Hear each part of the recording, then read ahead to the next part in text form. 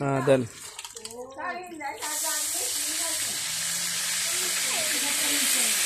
এখানে গরু মাংস রান্না করা হচ্ছে, প্রায় 10 কেজি গরু মাংস। হ্যাঁ, এখন কি দিবেন? কতটুকু পরিমাণ? 100 গ্রাম পরিমাণ রসুন দিচ্ছে।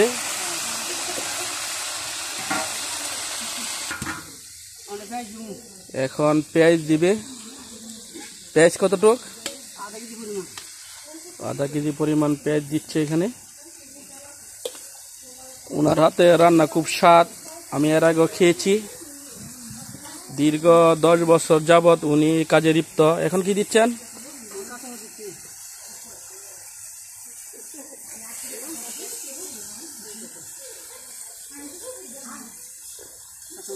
কাঁচামরিচ দিচ্ছেন?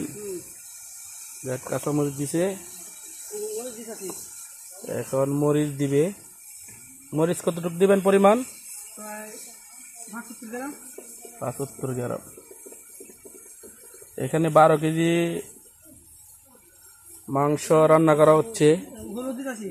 হলুদ কতটুকু পরিমাণ? 50। এরপর আর কি দিবেন? ধনিয়া 20 গ্রাম।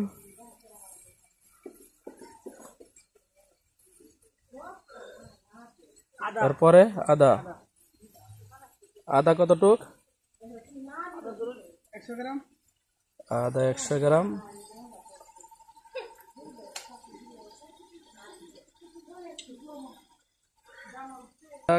একটু লাড়া দিয়েছেন? লবণ দিবেন। লবণ কতটুকু পরিমাণ? পরিমাণ মতো লবণ দিয়ে দিবেন, কারণ পরে চেক করে আর লবণ দিতে পারবেন।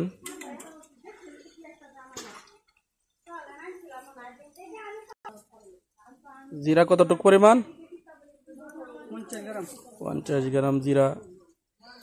এটা এলাকার ভিতরে রান্না করা হচ্ছে, আপনারা আবার কিছু ভুল কমেন্ট করেন না, কারণ কেমন জায়গায় ভিডিও হচ্ছে।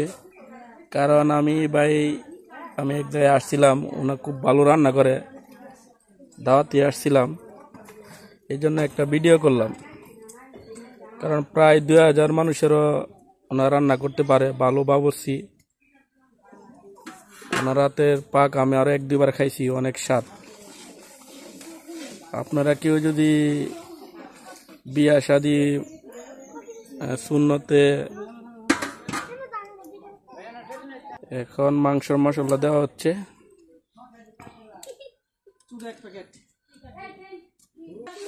মানুষের মৃত্যুবার্ষিকী খরচ করলেও না প্রায় 1-2 হাজার মানুষের পরিমাণ রান্না করতে পারে। বিরিয়ানি, যে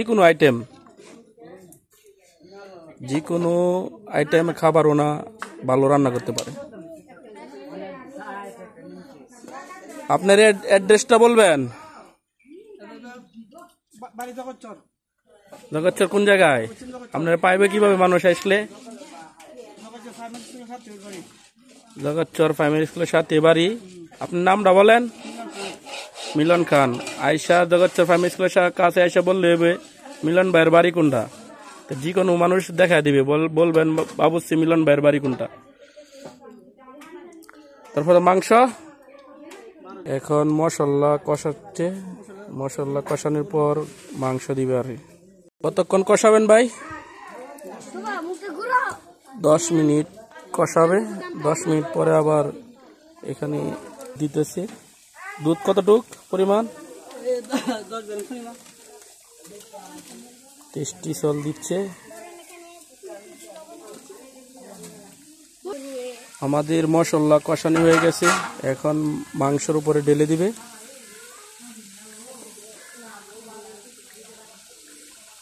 প্রস্তুতি নিতেছে, এই তো মশলা ডালতেছে। এখন মশলা ডালা শেষ, এখন দেখা যাক কি করে।